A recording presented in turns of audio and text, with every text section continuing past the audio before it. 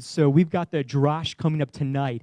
And the Drash is just a short teaching on the Torah portion, on the portion from the scriptures of the Pentateuch, the Torah, that we read each week. And so tonight we're excited to have John Schmidt give the Drash tonight. And it's just exciting that God says in His Word that He calls all of us to have a teaching, to have a word of encouragement for each other, and that God not only gives us His Word, but He gives every one of us the ability to understand it through His Spirit. So we're excited tonight to have John leading us as we look at the Torah portion. Shabbat Shalom. The portion this week is from Numbers 19 to 21. It's called CHUKAT, or decree. We see in that portion that God made a decree that they should sacrifice a red heifer. The red heifer had to be perfect, without flaws, and it had never been yoked. And they had to do it outside the camp. So Eleazar sacrificed the red heifer, and he took blood, and he sprinkled the tent 7 times. Then he went back, and he burned the red heifer and reduced it to ashes. The ashes were then taken to a clean place where they would be used to cleanse the various people who had various deficiencies. It's very interesting to see that these men who sacrificed the heifer became unclean because of this activity. But the very thing that made them unclean produced something that was used for purification and cleansing. Reminds me of Yeshua being crucified there in an unclean place. And the dastardly act that happened produced salvation for all mankind. After that, after Miriam had died, we see that Bnei Israel complained again. These last 2 Parsha sections, we see nothing but complaints from Bnei Israel. It's not a demonstration of how to walk by faith, for sure.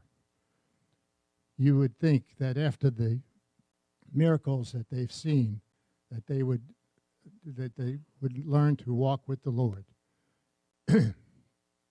But because he was, they didn't learn to walk with the Lord, and they misstepped.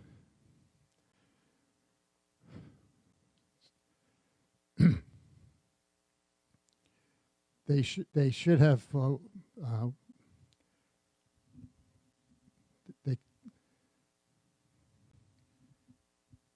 they didn't walk by faith, for sure.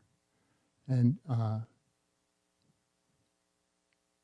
the remedy for this whole, and the question is, where in our lives are we missing the mark? Are we not content with what God has given us? And then the remedy for that, they complained to Moses and Aaron, and Moses and Aaron went and prayed, which is a great place to start, prayer. We should be praying without ceasing. We should pray constantly. We should walk, the scripture says, pray without ceasing. So as you walk daily, keep on praying, so that as you're praying, because God is within you and around you, and as you pray, you know that you can't fall into sin. So as a result of his prayer, God told him to strike the rock, to speak to the rock. But he disobeyed God, and he struck the rock. And because of his disobedience, he wasn't allowed to enter into the promised land with Bnei Israel. Disobedience always results in consequences. The rock represented God. That's why he was supposed to speak to it.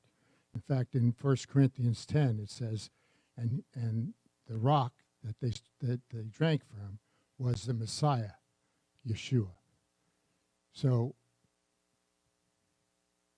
we should the rock can only be stricken once. The first time that Bnei Israel needed water, Moses struck the rock, but it wouldn't be stricken a second time because the blood that was shed, the sacrifice was shed once for all time.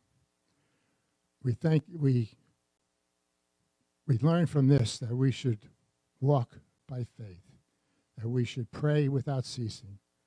And faith is an action word which requires obedience.